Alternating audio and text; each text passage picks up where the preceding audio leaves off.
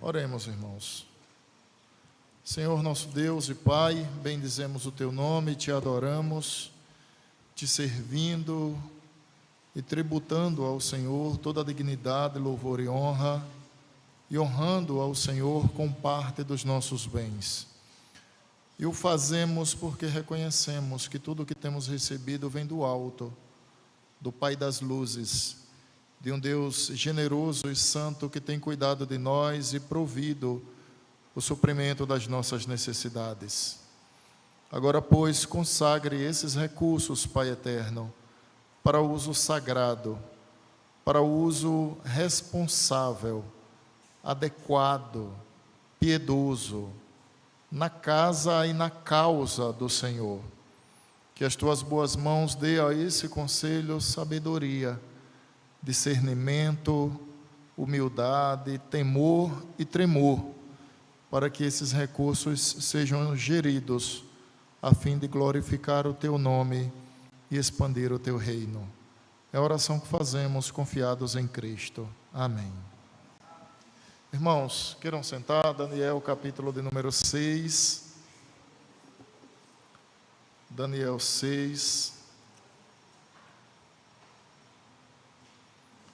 É um texto de 28 versículos, então eu vou dividir em 6 partes esse texto e nós vamos fazendo a leitura e explicando. Lemos e explicamos, tá bom? Para que a mensagem ela seja passada de modo didático e, sobretudo, que alcançando os nossos corações, nos traga também deleite espiritual, tá bom? Então, são 28 versículos, nós vamos dividir aí em 6 partes, para que possamos compreender cuidadosamente cada uma delas. Vamos orar? Senhor, que as palavras dos meus lábios e o meditar do meu coração sejam agradáveis na Tua presença, Senhor, rocha minha, e em Cristo, Redentor nosso. Amém. No capítulo anterior, que vimos pela manhã, o Senhor então cumpriu aquilo que Ele havia prometido. Nabucodonosor teve um sonho no capítulo 2, e lá havia uma estátua feita de diversos materiais. A cabeça era feita de ouro, representando então o Império Babilônico e Nabucodonosor. O peito e os braços feitos de prata, representando um segundo império que submeteria o Império Babilônico, a saber, o Império Medo-Persa. Eram 2 que se juntaram para conquistar a Babilônia. Uma terceira parte da estátua eram as pernas, que eram formadas de bronze. Esse era um terceiro império. E o quarto e último deles, pelo menos ali da estátua, eram os pés, que eram formados de ferro e barro misturados. Havia ainda um outro império, que esse estava fora da estátua, que era uma rocha que era retirada, e ela vinha de encontro então a essa estátua e esmiuçava completamente a estátua, esmiuçando todos os impérios. Essa rocha é justamente a pessoa bendita do Senhor Jesus Cristo e o seu reino. Então, o reino de Cristo, ele sobrepuja todos os reinos da terra. Isso nós vimos no capítulo 2. Por que eu estou citando? Porque para a gente entender o capítulo 5, que é o capítulo que aqui antecede, a gente precisa lembrar do sonho de Nabucodonosor e da sua interpretação.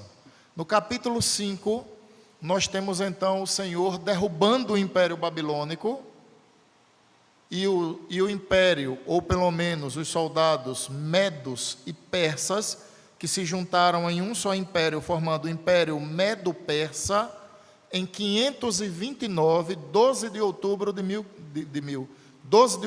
529, antes de Cristo, eles adentram a Babilônia e conquistam então aquele povo.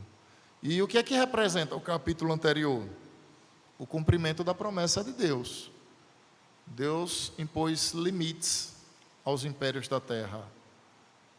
E o livro de Daniel, irmãos, nos ensina, primeiramente, a presença e a boa mão do Senhor Jesus Cristo sobre os seus servos.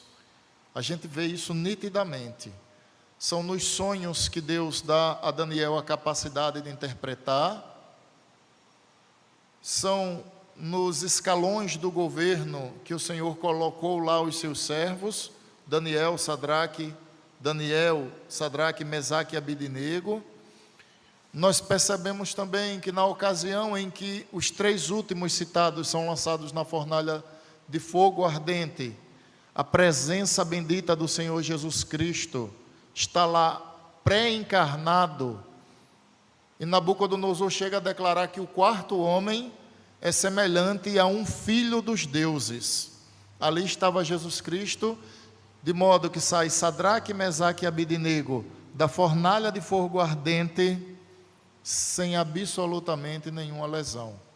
Então nós temos a presença de Cristo permeando todo o livro de Daniel. Aqui nós temos mais um exemplo no capítulo 6, quando Deus então fecha a boca dos leões para que não devore o servo temente Daniel. Então a boa mão, a providência do Senhor continua sobre os seus filhos. Nós percebemos tudo isso no livro de Daniel. Percebemos ainda que Deus, Ele não governa apenas o trono do céu. Deus não governa apenas o céu. Se o Senhor governasse o céu apenas, seria muito pouco para Ele. Seria muito pouco.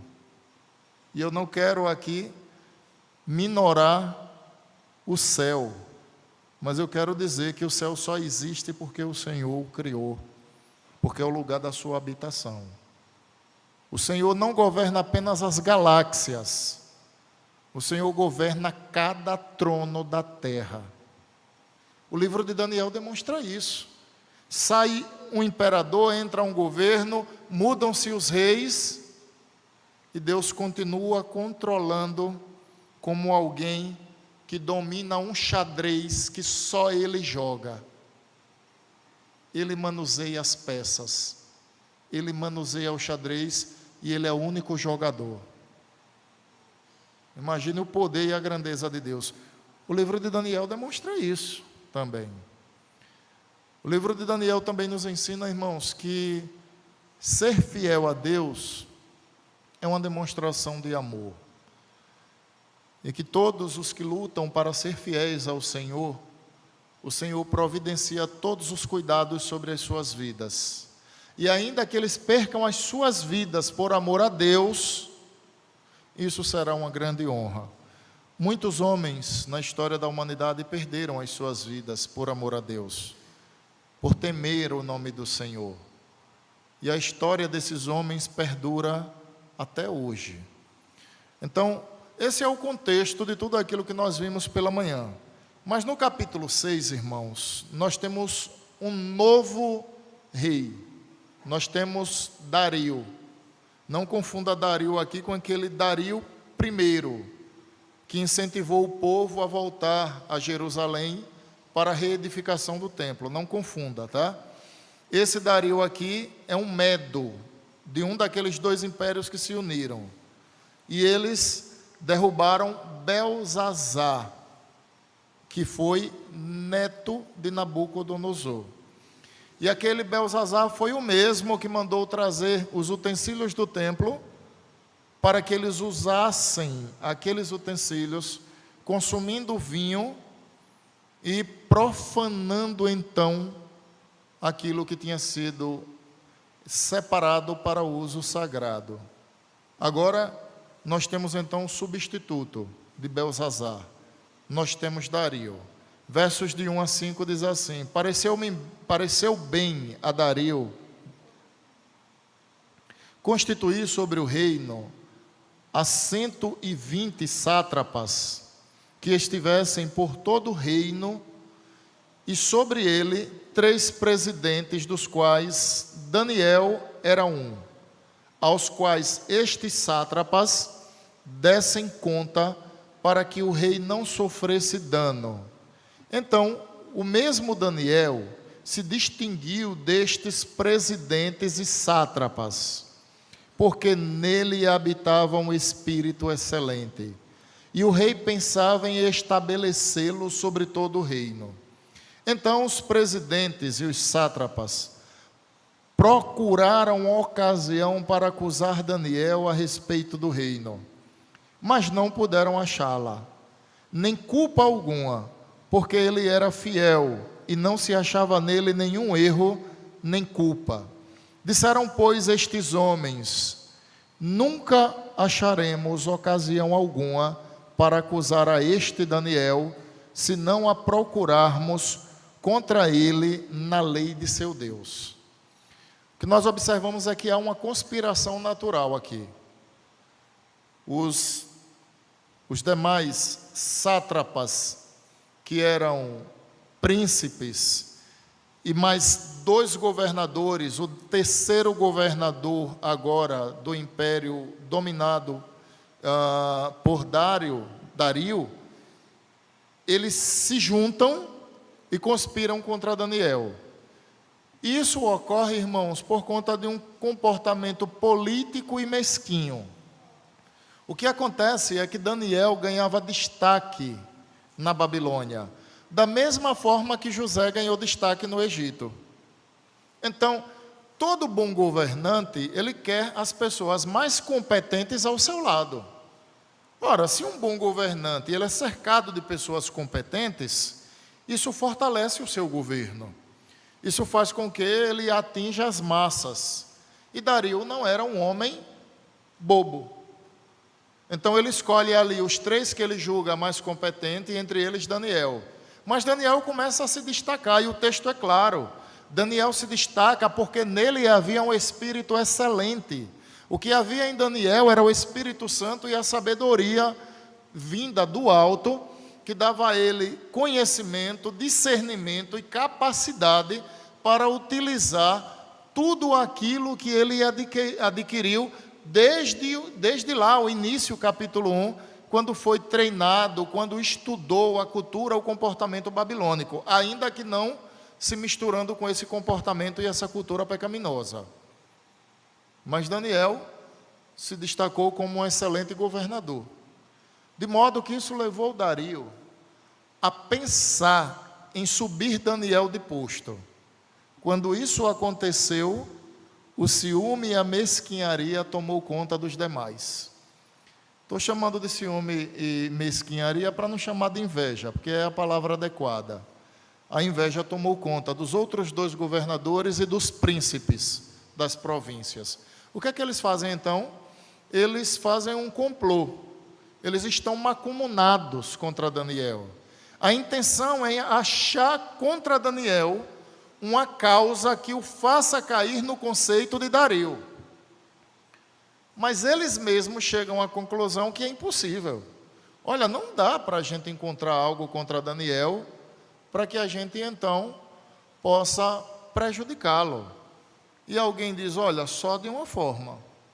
Se nós encontrarmos na lei do Deus deles contradição. É isso que está acontecendo nos versículos de 1 a 5. Aqui a gente já tira algumas lições, irmãos. A gente precisa ter o cuidado para não ser um povo ingênuo. Crente deve ser alguém que tem conhecimento de tudo o que acontece ao seu redor, e eu não estou dizendo fofoca, eu estou dizendo que nós devemos ser exímios profissionais naquilo que fazemos, devemos ser competentes, responsáveis, e o que deve nos levar a isso é a fé. Porque um crente que tem a concepção que ele faz, que ele serve aos homens como quem serve ao Senhor, com relação ao cuidado, ao zelo, à excelência do serviço, esse crente naturalmente vai se destacar. Ele vai se destacar. Eu já citei aqui outro dia que eu fui à Caixa Econômica Federal, fui atendido por um dos gerentes, e o camarada me tratou tão bem, que no final eu cheguei para ele e eu agradeci. Tiago, eu queria te agradecer a sua gentileza, você se preocupou com o meu tempo, você me atendeu excelentemente bem, E ele me respondeu: o que é isso, amigo? Ele é mineiro. O que é isso, amigo? Não precisa me agradecer, eu só fiz cumprir a minha obrigação. Ele está certo no que ele disse. Essa é a obrigação de todos os gerentes da Caixa Econômica Federal. Com todo respeito aos demais, talvez essa primazia nós não consigamos ver em muitos deles. E isso não é porque é gerente da Caixa Econômica Federal. Eu estou me referindo a todo e qualquer profissional. Quando nós vimos um profissional dedicado, responsável, cumprindo bem o seu papel, não é que ele está fazendo além do que ele espera. O problema é que ele está fazendo o que os demais não conseguem fazer. Então, é o déficit que faz com que um profissional competente ganhe destaque. Mas isso não se resume ao contexto de Daniel, porque o texto afirma que ele tinha um espírito excelente. Então, além da sua capacidade profissional, Daniel tinha a sabedoria dada por Deus. E sabedoria não é conhecimento, mas é como utilizar o conhecimento. Daniel tinha o conhecimento e, sobretudo, Daniel tinha Deus. Daniel tinha o próprio Espírito de Deus. Observem, irmãos, se todo cristão ele tiver a concepção daquilo que ensina a Bíblia, que deve servir aos seus senhores, o que nós conhecemos como patrão, supervisor, chefe, como quem serve ao Senhor, e isso Daniel fez muito bem, esse crente ganhará destaque em meio a uma sociedade corrompida. O que não podemos é ser ingênuos. O mundo conspira contra mim e contra você. E muitas vezes as pessoas são cínicas. Elas nos abraçam, elas dão tapinha nas nossas costas, mas na primeira oportunidade elas puxarão o nosso tapete. É justamente o que estão fazendo com Daniel aqui. Eles estão buscando uma causa para que possam diminuir a impressão que Dario tem sobre um servo de Deus chamado Daniel. Por isso que nós não podemos ser ingênuos, irmãos. Nós não podemos confiar nos nossos três inimigos. Olha, veja só, se você não pode confiar em nenhum inimigo, imagine então os seus três piores inimigos. E os três piores inimigos de um crente o menos pior deles, Satanás, o inimigo das nossas almas. Nós não podemos ser ingênuos com ele. A Bíblia diz: resistir o diabo e ele fugirá de vós. Nós não podemos ser ingênuos com o segundo pior inimigo, o mundo. Você não pode achar que um mundano que vê você como um profissional, ele não tem malícia contra você. Tome muito cuidado com isso. E nós não podemos confiar na nossa carne.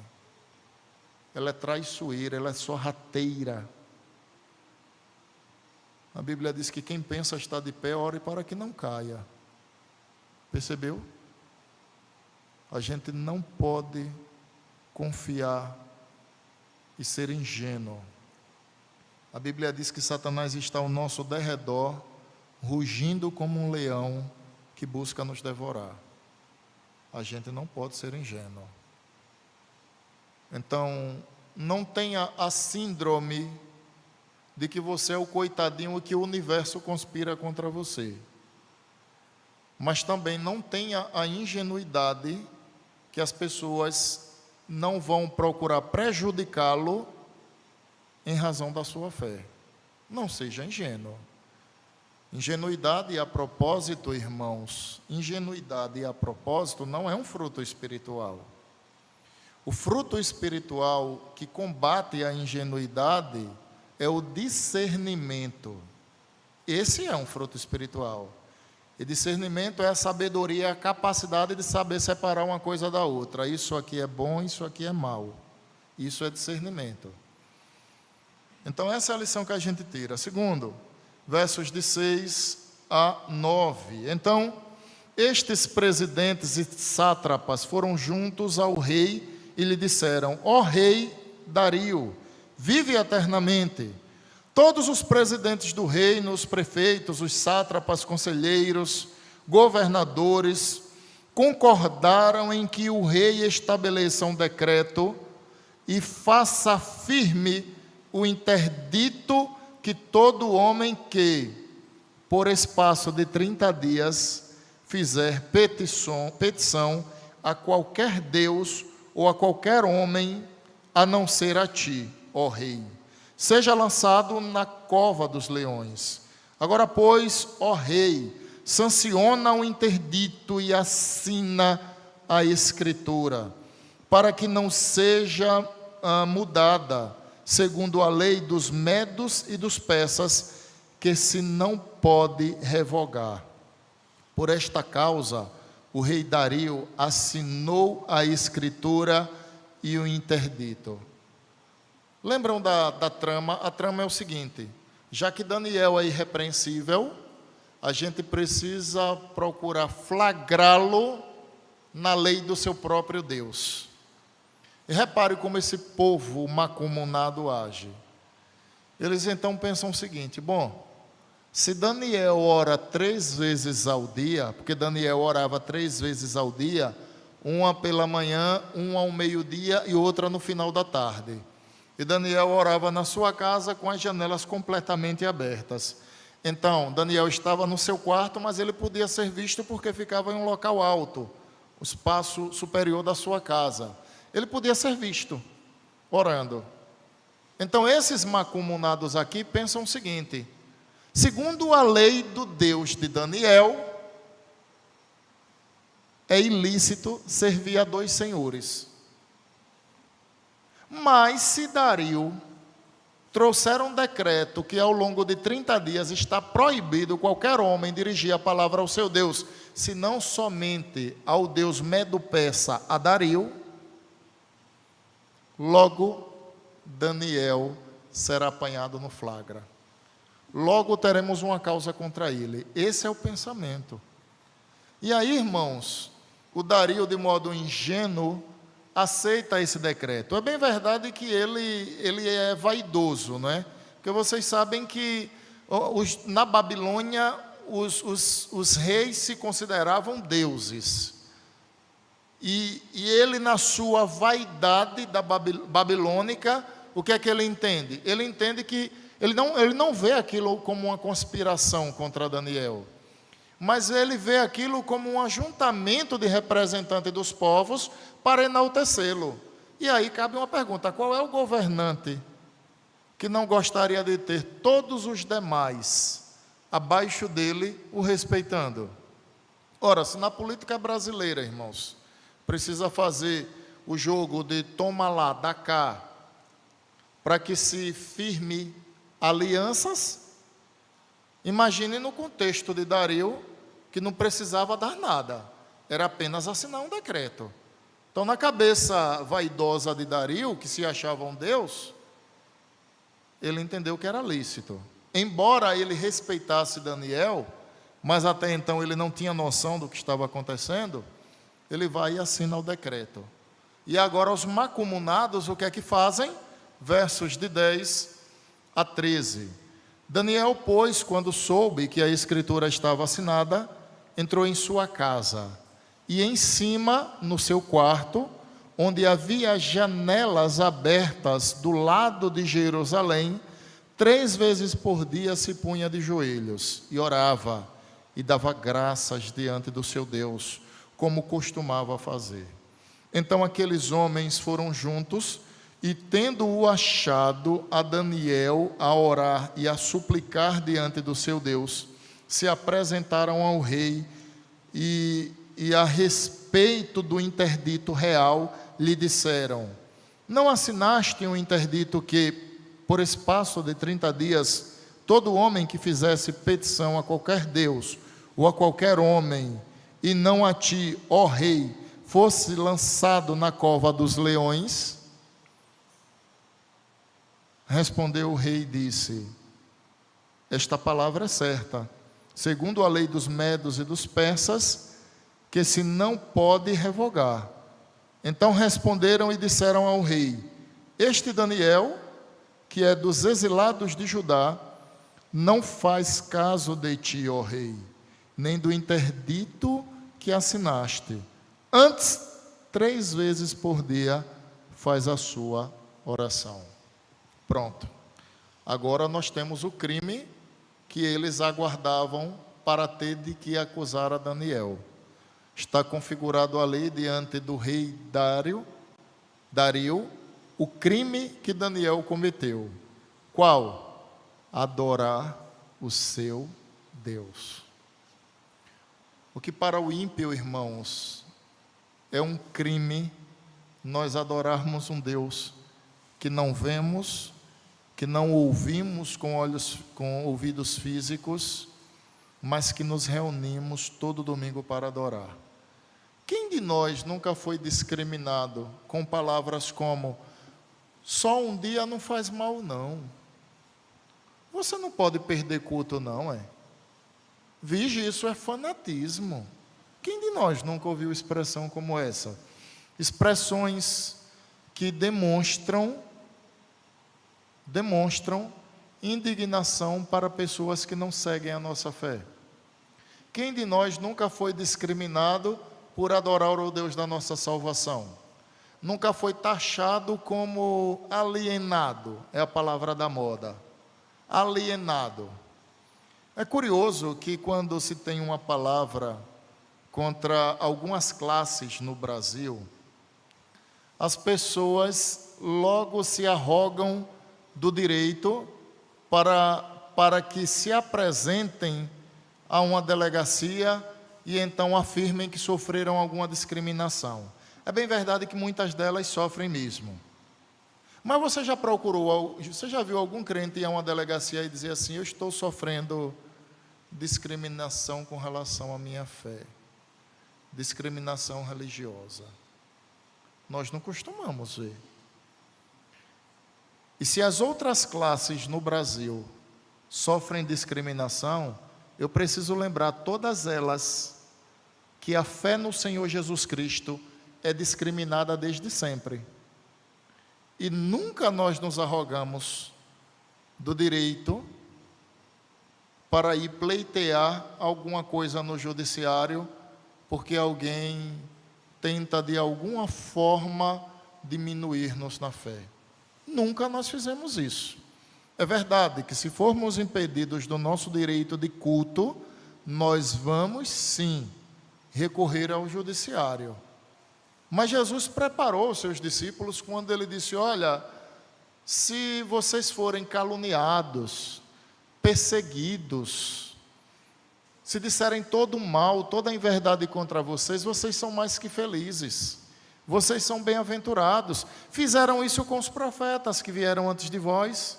Jesus anunciou isso nas bem-aventuranças, no Sermão do Monte. Só que todo esse relato que eu dei, que nós não procuramos o nosso direito quando somos discriminados com relação à nossa fé, por menor que seja, não é?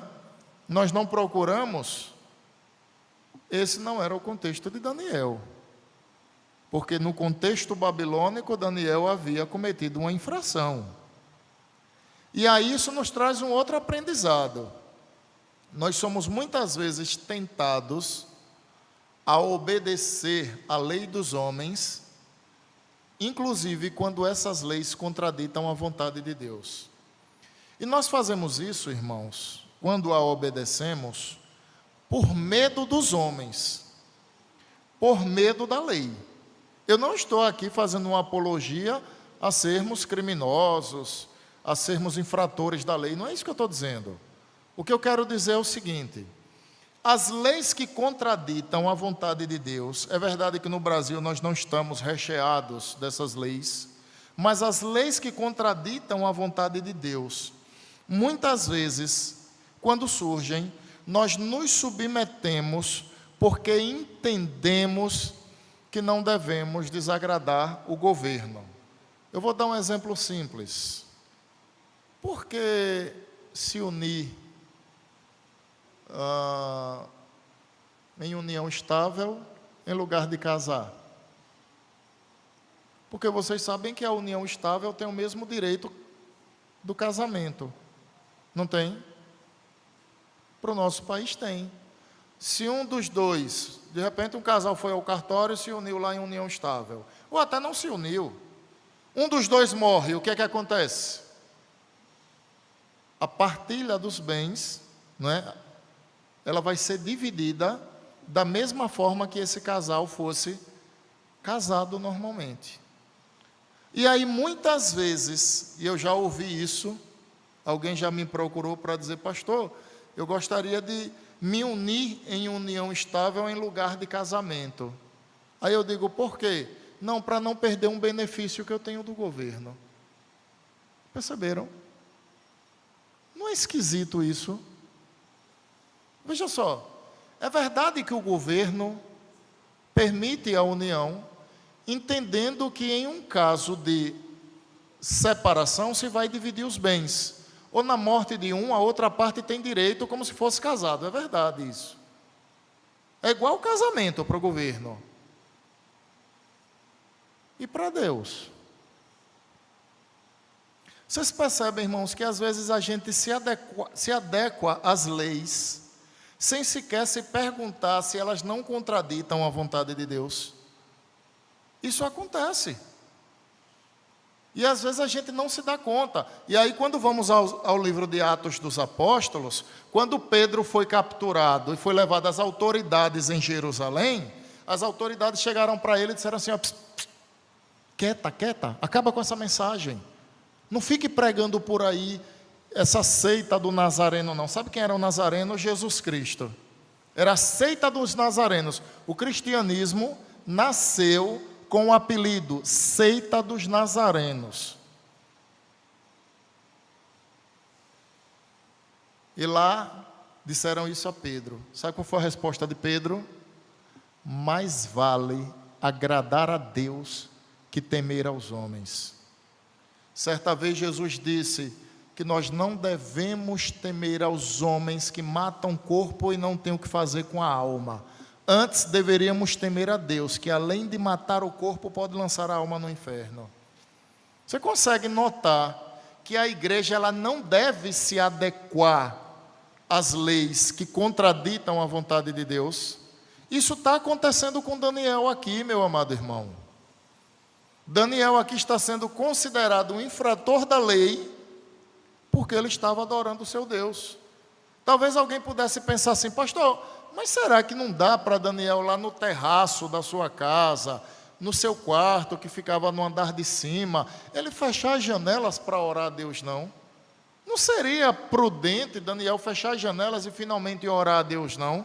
Toda uma vida ele orou de janelas abertas. Todo mundo sabia que Daniel orava 3 vezes ao dia. E essa foi a causa dos sátrapas e dos demais mancomunados fazerem com que Dario trouxesse esse decreto, porque queriam incriminar Daniel. Eu pergunto a você, Daniel temeu a Deus ou temeu a homens? Daniel teve medo de ser sacrificado pelo seu temor a Deus? Resposta, não. Ele confiou no seu Salvador. Essa é uma lição que a gente precisa aprender, irmãos. A gente precisa aprender. O mundo não vai se adequar à igreja. Mas quem disse a você que a igreja deve se adequar ao mundo? O mundo é inimigo de Deus.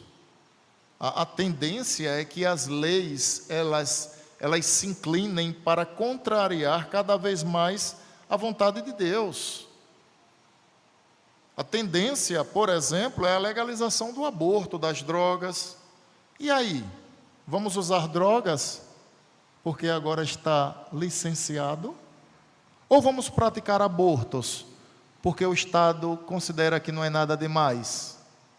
A Bíblia vai continuar apontando essas coisas como pecado. E a gente deve usar os olhos da Escritura para enxergar, e não os olhos do mundo. O que o mundo quer é que a gente use os óculos deles. E a vontade de Deus é que os nossos olhos sejam as Escrituras sagradas. Lâmpada para os meus pés e luz para o meu caminho é a tua palavra, Senhor. Foi isso que o salmista escreveu.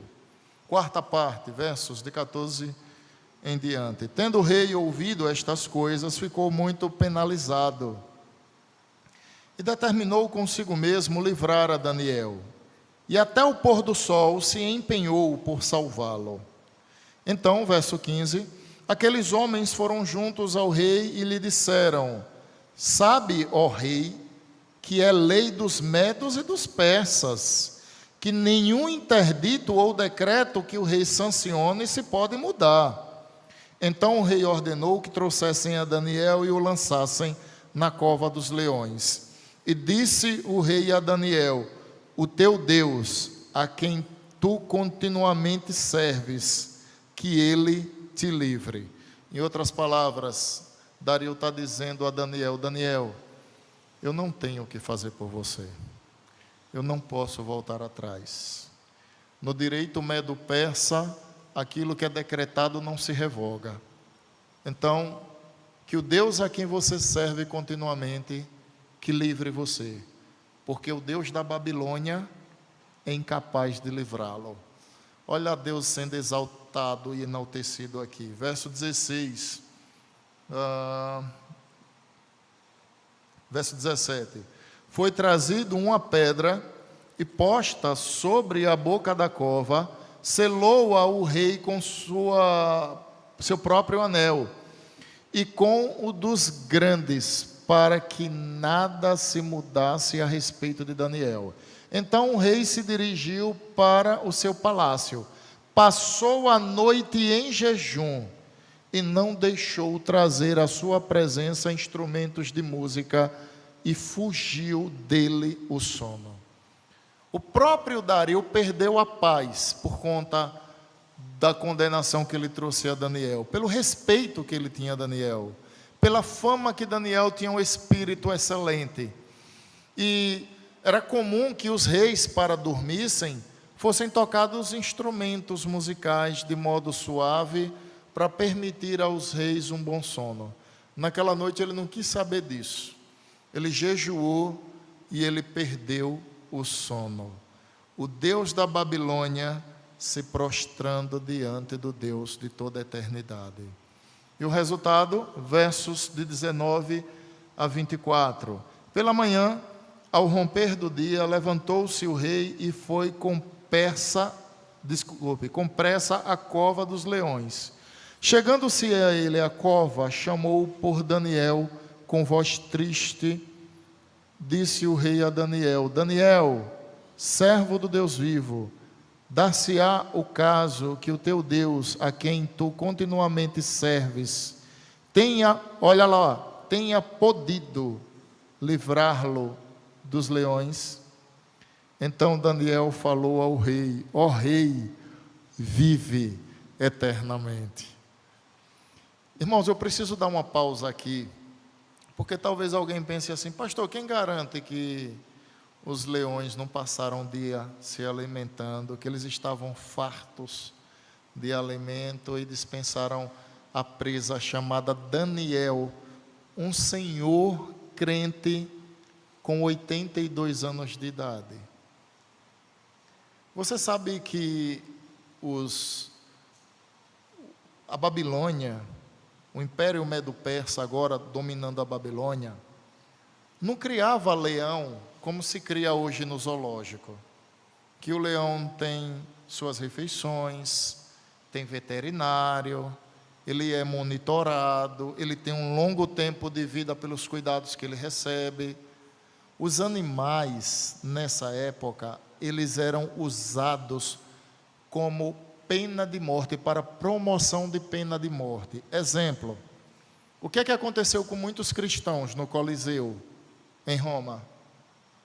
Eles eram lançados dentro do Coliseu e eles eram devorados por onças e leões que dilaceravam eles no meio a um público que parecia um estádio de futebol. Só que ao invés das pessoas gritarem olé ou gritarem gol, as pessoas vibravam quando uma pessoa era dilacerada em praça pública, à vista de todos eles. Os leões na Babilônia, eles eram colocados em compartimentos e havia uma divisória para que eles fossem alimentados. Então, eram 2 compartimentos com uma divisória no meio. No compartimento A se lançava o alimento. Então, o domador passava por cima dos compartimentos, levantava, o leão passava para se alimentar. Ele baixava o compartimento e descia na jaula do leão para fazer a limpeza. Só que há um adendo. Esses leões, eles eram muito pouco alimentados. A intenção era deixá-los famintos, porque eles serviam como executores na pena de morte. Então, quando Daniel é lançado na cova dos leões, o que nós temos é um milagre. De fato, o anjo do Senhor tapou a boca dos leões para que não dilacerasse Daniel. E isso é demonstrado nas palavras do próprio rei. Observem que quando Dario vai à jaula, ele chama Daniel com voz triste, porque no seu interior há uma voz gritando, dizendo: ele foi dilacerado. Mas ainda assim, na expectativa de que o Deus de Daniel pudesse ter o livrado da morte, ele insiste em chamar Daniel. E Daniel lá dentro alegremente responde: ó rei, vive para sempre. E aí vejam o resultado de tudo isso que segue o texto, irmãos. Verso de número, alguém me lembre aí, 22. Verso de número 22. O meu Deus enviou o seu anjo e fechou a boca aos leões para que não me fizessem nada, não me fizessem dano, porque foi achada em mim inocência diante dele, também contra ti, ó rei. Não cometi delito algum. Então o rei se alegrou sobremaneira e mandou tirar Daniel da cova. Assim foi tirado Daniel da cova. Nenhum dano se achou nele, porque crera no seu Deus. Ordenou o rei, e foram trazidos aqueles homens que tinham acusado a Daniel. Observem agora o juízo de Deus, viu? Vejam o que o Senhor promoveu. Verso 24. Ordenou o rei, e foram trazidos aqueles homens que tinham acusado a Daniel, e foram lançados na cova dos leões, eles, seus filhos e suas mulheres. E ainda não tinham chegado ao fundo da cova, e já os leões se apoderaram deles e lhes esmigalharam todos os ossos. Por que é que devoraram os que conspiraram contra Daniel, mas Daniel não? Está aqui a afirmação do milagre. Os leões não estavam fartos, eles não estavam de jejum no sentido de eu não posso me alimentar. Deus tapa a boca dos leões durante a noite, guarda a vida de Daniel. O Senhor retira Daniel da cova, e o Senhor traz para a cova dos leões todos os inimigos de Daniel. E o que é que Deus faz agora? Abre a boca dos leões.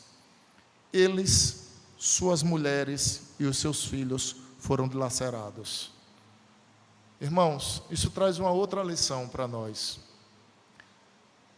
Ser fiel a Deus, no sentido de temor, tremor, de buscar obedecer à vontade de Deus, e eu não estou dizendo aqui que o seremos por forças próprias, mas o Espírito Santo que está em nós nos conduz à compreensão de uma vida piedosa, e a gente deve buscar essa vida piedosa. É uma bênção na vida de qualquer crente. Nós não temos a garantia, e Deus não assumiu o compromisso, que livrará os crentes fiéis da morte. Muitos crentes fiéis morreram no Coliseu em Roma. Muitos crentes foram devorados por leões. Mas se Deus quiser, se essa for a vontade dele, ele livrará os seus filhos do desemprego em razão da perseguição dos colegas, da reprovação em razão da perseguição de um professor que não aprecia a nossa fé, livrará de um dano em razão de alguém que conosco se contrarie por conta da nossa profissão de fé. Eu não estou dizendo que Deus sempre fechará a boca do leão. Ele sempre pode fazer isso, mas não significa dizer que sempre Ele quererá.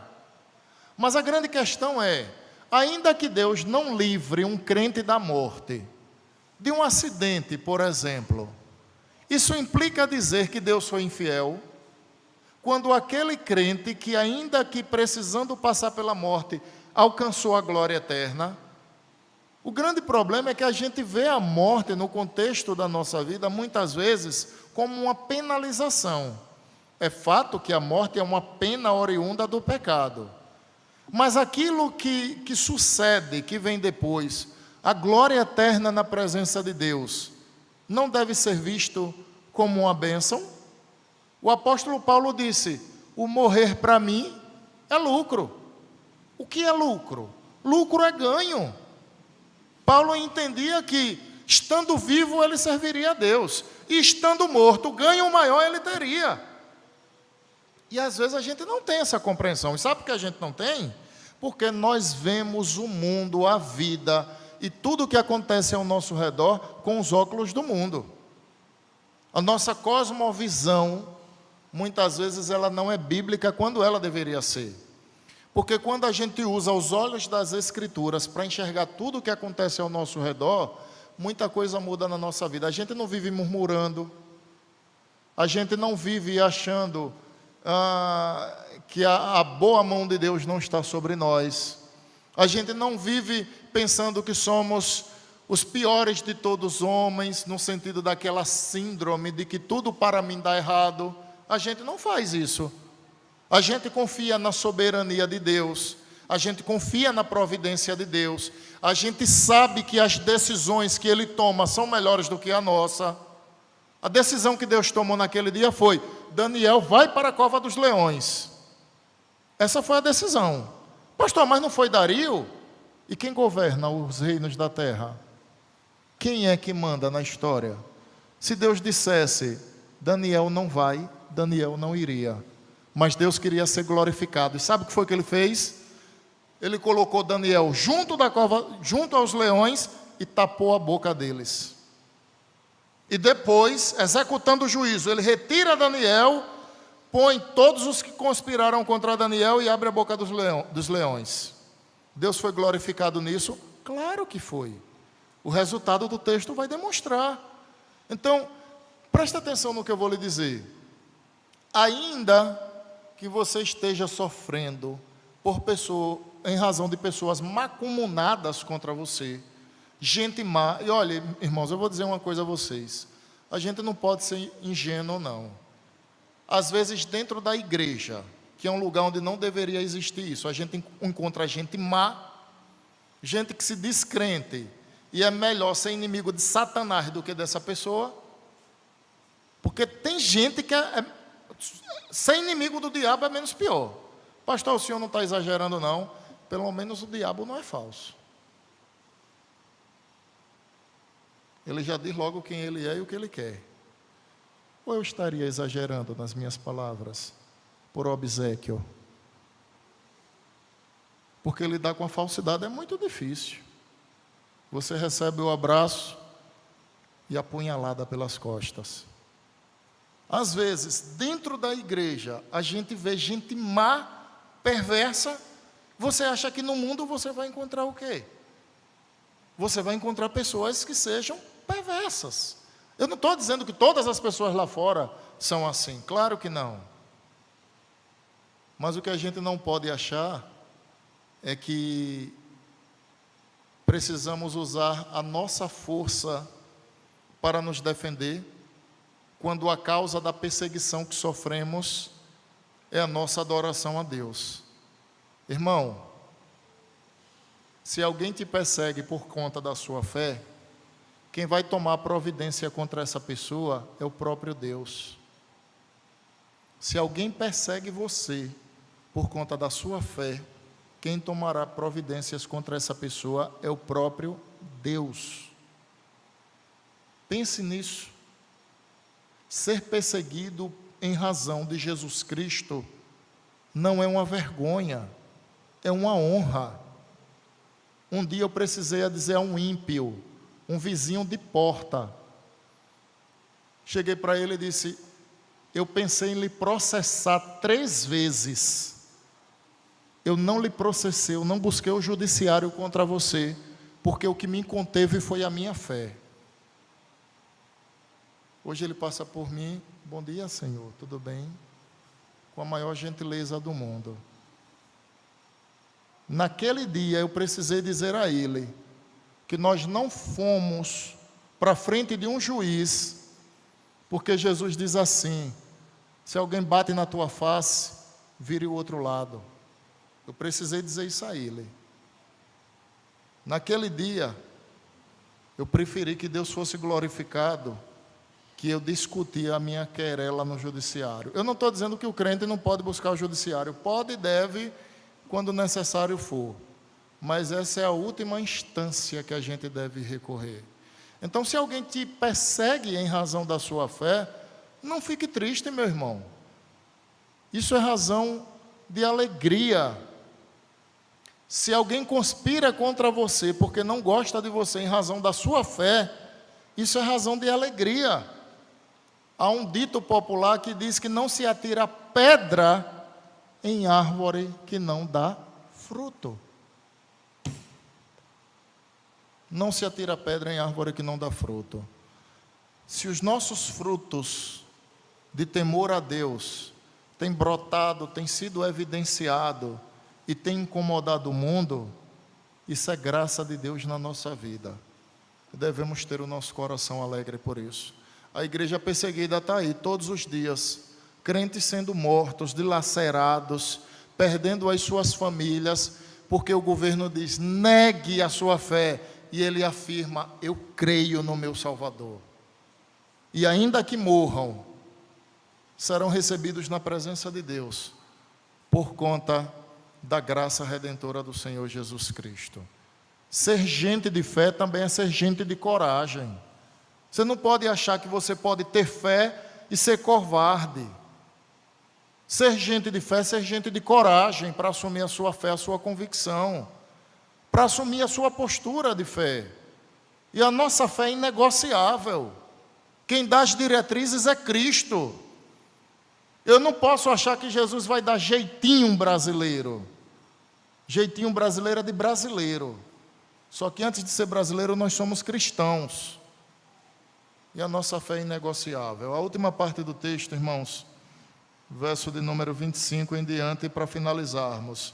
Então o rei Dario escreveu aos povos, nações e homens de todas as línguas que habitavam em toda a terra: paz vos seja multiplicada. Olha o escrito do rei: faço um decreto pelo qual, em todo o domínio do meu reino, os homens tremam e temam perante o Deus de Daniel, porque Ele é o Deus vivo e que permanece para sempre. Ou seja, Ele não apenas é vivo, porque os ídolos são mortos, e Ele não é temporal, Ele é eterno.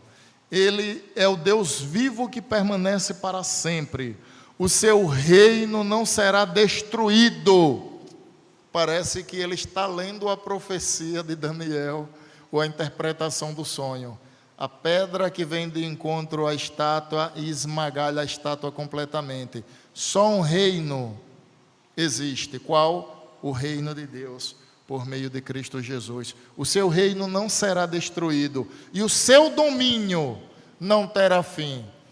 O rei da Babilônia está admitindo que o domínio de Deus é sobre tudo e sobre todos. Verso 27, ele livra e salva, e faz sinais e maravilhas no céu e na terra. Foi ele quem livrou a Daniel do poder dos leões.